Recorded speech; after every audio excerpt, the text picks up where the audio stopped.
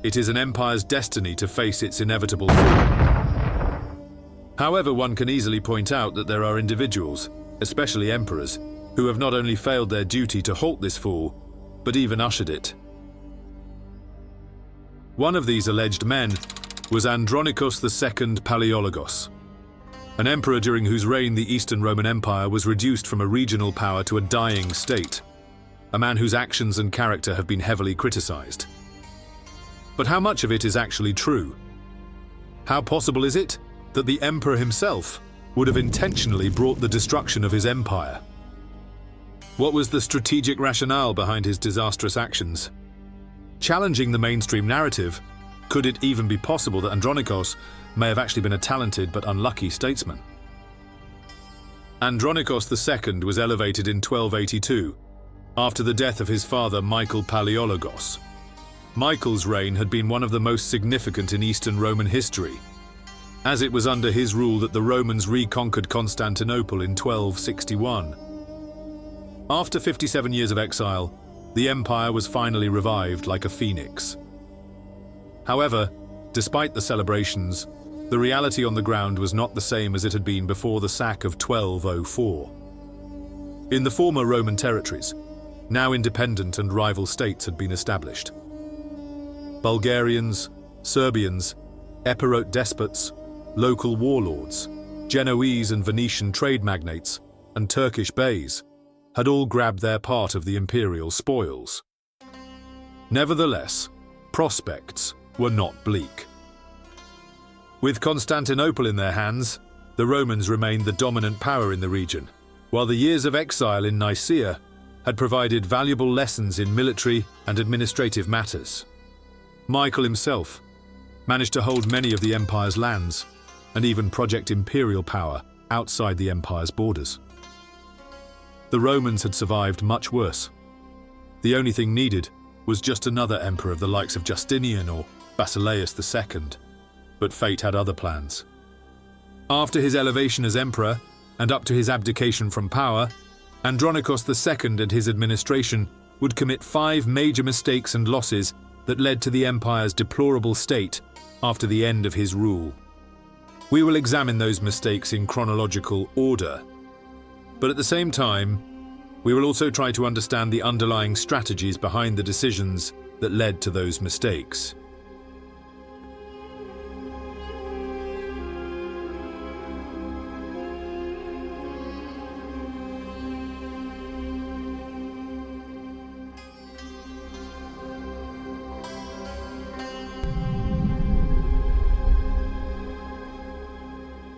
One of Andronikos' first decisions in 1285 was the one made to disband the largest part of his fleet, in an action that in large part signified the end of the Byzantine navy, even though under Michael Palaiologos the fleet had seen a brief revival. It seems that the cost was deemed as too high for Andronikos' administration. Thus, with probably just one imperial decree, the 1,000-year-old naval tradition of Eastern Rome came to an end. But was this necessarily a bad decision? It had already been for 2 centuries that the merchant republics of Genoa and Venice had been granted naval access within the empire, and had since only been growing their influence within the imperial seas. After the sack of 1204 particularly, Venice had been granted overlordship over many of the Cyclades Islands, Ionian Islands, Crete and outposts on the Morea, basically creating a trade empire of their own. The Genoese, in the meanwhile, had also made their presence felt within the imperial seas. Having established their outposts in Crimea and the Middle East, they sought to also gain foothold in the Eastern Roman Empire. First, they acquired Galata across Constantinople from Michael Palaiologos in 1267, and a colony in Phocaea in 1275. It seems thus that in 1285, the Aegean was in large part already controlled by the Italians, who were advancing at a rapid pace. Would it make sense for the empire to also try to compete against them while enemies were looming all around?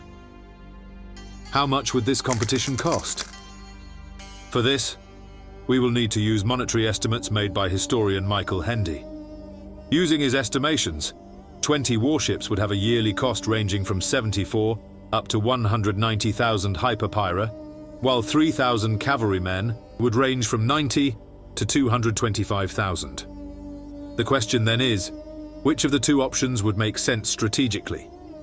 For that, we can compare the added value of 3,000 cavalrymen over 20 warships for the empire.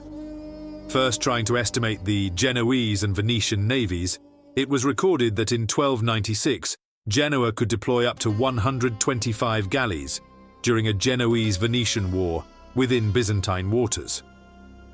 However, Genoa lost this conflict, indicating the Venetian navy should have had a similar size to the Genoese one, if not bigger.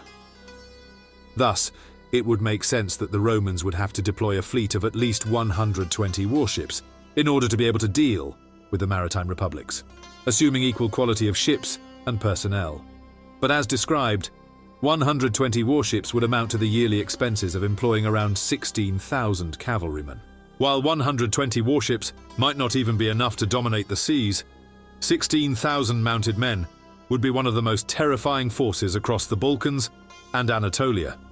In order to get a better perspective on this, we need to examine some of the battles fought around the region in the period. In the Battle of Baphius against the Ottomans in 1302, the Romans fielded just an army of 3,000 men, not all of whom were mounted. The Roman numbers were similar also in the Battle of Pelecanos in 1329, fielding 4,000 troops. Those were not simple battles, as they decided the fate of Roman Anatolia forever. Thus, it would be easy to imagine what could have been achieved if the Romans spent the funds to recruit even 3,000 more mounted troops at that point, taking into account that Michael had had a fleet of around 70 warships and that the cost for those was eliminated by Andronikos. Important advances could have been made on land with the saved funds. Even though the policies of Andronikos did not eventually work, it makes sense that resources from the navy would be better allocated on ground troops.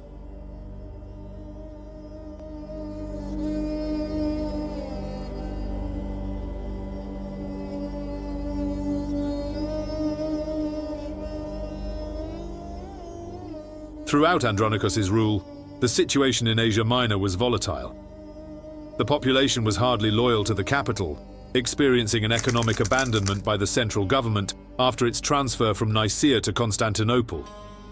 Additionally, Turkoman raids were particularly common, often reaching the shores of the Aegean.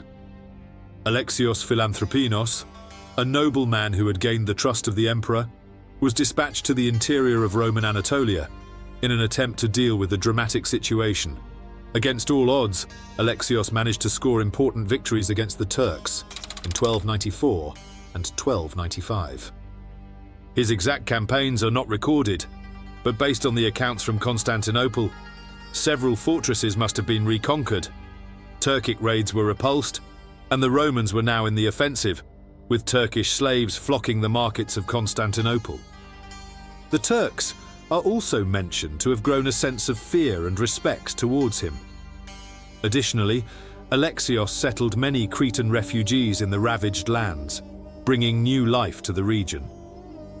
Now more than ever, a reconquest of parts of Anatolia seemed possible. Alexios thus requested funds and tax cuts from Andronikos so that he could increase the prosperity of the Roman borderlands and be able to fund his campaigns. But this was not to be, as Andronikos declined help to the frontier. In response, the soldiers and the locals of Asia Minor were thus enraged and decided to proclaim Alexios as emperor in an open rebellion against the capital. But before Andronikos had any time to react, the governor of coastal Anatolia, Livadarios, who is said to have envied Alexios' success, bribed some of Alexios' men to arrest their leader, who was then blinded and effectively neutralized. It may have been this single action that led to the collapse of the Roman frontier in Asia Minor, as the Turks faced little resistance in the years after Alexios' removal. But what would explain Andronikos' inaction towards the empire's most volatile border? How could his rivalry against Alexios be explained? Apparently, Andronikos and Alexios seem to have both been caught in this struggle outside of their own will.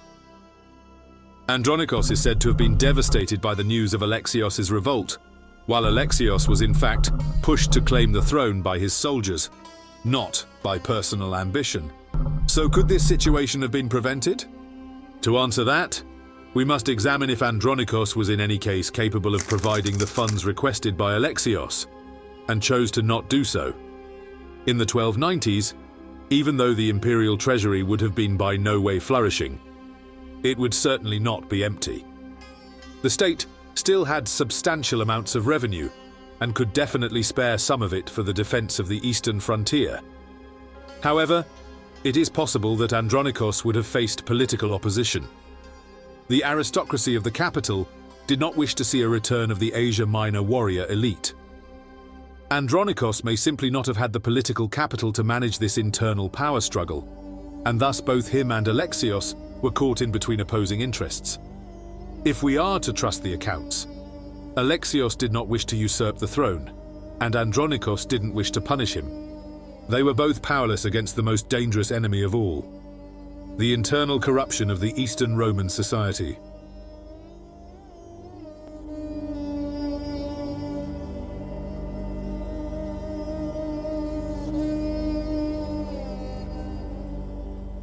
One of the lesser-known failures under Andronikos II was his disastrous involvement in Bulgarian politics, which ended in the loss of valuable lands for the Romans. A political crisis had been going on in Bulgaria since 1279, with a peasant named Ivailo taking the Bulgarian throne and exiling the Asin dynasty. The Romans did not stand idle. Michael had organized attempts to enthrone his own candidate on the Bulgarian throne, but with no success. Andronikos would make a similar attempt in 1302 by sending an army to support the pretender Michael Asin. However, he lost to the current Bulgarian emperor Theodore Svetoslav. This defeat would have dire consequences, as the Bulgarians went on the offensive, capturing the coastal Roman cities of Anchialos, Mesembria, Sozopolis, and Agathopolis in 1303 to 1304. Compared to the rest of Andronikos' blunders, this would be the least harsh one, and easily justifiable, since he chose to support a legitimate heir to the throne with significant chances of success. But luck was not on his side.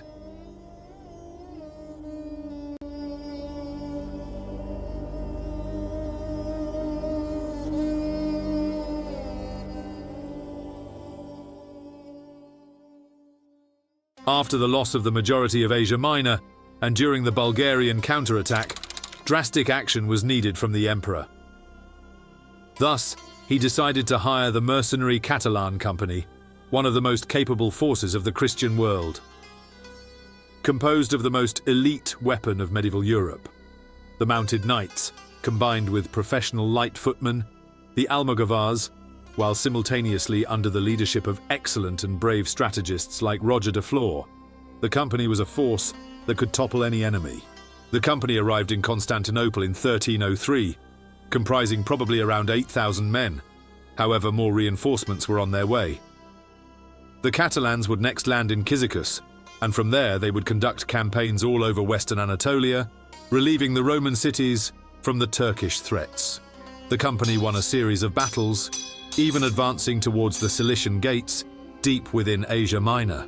So far, it seems that Andronikos made a perfect choice to hire the Catalans, even for an outrageous amount. The almost 8,000 men would be receiving a total of 300,000 hyperpyra every 4 months, amounting to a yearly 900,000 hyperpyra. Compared to the previous estimates, this would amount to the yearly cost of 12 to 18,000 mounted men. So, was that amount justifiable? Judging on the results, the scale of the victories achieved by the Catalans could only be compared to campaigns of the Komnenian dynasty, and it is highly probable that the Turks could have been driven out of big parts of the region were they to continue their campaigns. However, that was not to be. The huge pay promised to the mercenaries could not be provided by the empire, and combined with the hostilities between the Catalans and the locals, led to a troubled situation. Acknowledging that there was no other way out, the emperor's son organized the surprise murder of the Catalans' leader, along with many of his high-ranking personnel during a banquet hoping that the company would disband without consequences for the Romans after the loss of their leaders. However, the murder had the inverse effect, with the remaining Catalans seeking revenge. Under new leadership, they beat Byzantine forces sent against them and went on to pillage big parts of Thrace and Macedonia, even destroying the important monasteries of Mount Athos. The destruction caused to the last prosperous Roman provinces was detrimental to the empire's further decline. In their search for more loot, the Catalans eventually ended up in Athens, where they took over the local duchy and established themselves for the next 70 years. Clearly, the Catalan Company proved a major debacle, but as seen, the prospects could have been great. First, the Turks were pushed back deep into Anatolia, even more than Philanthropinos had, allowing for the effective defense of the region. Furthermore, setting ethics aside, Andronikos' plan may have been in fact genius. Having the Aragonese mercenaries do all the heavy lifting in Anatolia and getting rid of them with murder would have been ideal for the Romans. These tactics had worked again in the past, like it was the case with the army of the 10,000 Greeks fighting under Cyrus, whose leaders were executed so that the men would not cause trouble to the new regime. It was not uncommon for armies to disband after the death of their leader. But, as usual, fate had other plans for Andronikos.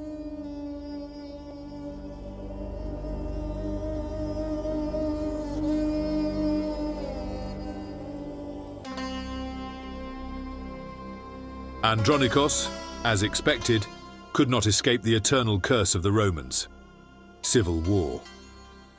His repeated failures led to massive internal opposition that led many political, cultural, and military personalities of the younger generation to rebel against him. A key figure in the civil war to follow was his grandson, Andronikos III Palaiologos. Alongside him, the young Andronikos would have one of the most important figures of late Byzantium, John Cantacuzinos. Initially, the young Andronikos was banished from the capital by his grandfather because of his reckless attitude that led to the accidental death of his brother and his general life of leisure and indifference, as the young prince preferred spending his days partying with other young nobles instead of administrative matters. Being exiled close to the capital, in Thrace, young Andronikos became the symbol of resistance against Andronikos the Elder. The rebels occupied Adrianople and managed to control big parts of Thrace and Macedonia, thanks to the military and diplomatic skills of John Cantacuzinos. Eventually, after 7 years of conflict, and having had foreign powers intervene on behalf of them, the rebels achieved their goal, as Andronikos the Elder finally decided to retire. Thus ended the reign of the most terrible emperor of Eastern Rome. So what about the decision of Andronikos to participate in this civil war? The civil war had deep roots in the society of the era, but its real trigger was young Andronikos. The emperor was rightful to not entrust the young man with the throne due to his irresponsibility. Additionally, the rebel side was heavily supported by the land-owning elites of the empire, who the emperor might have also tried to rightfully keep away from power.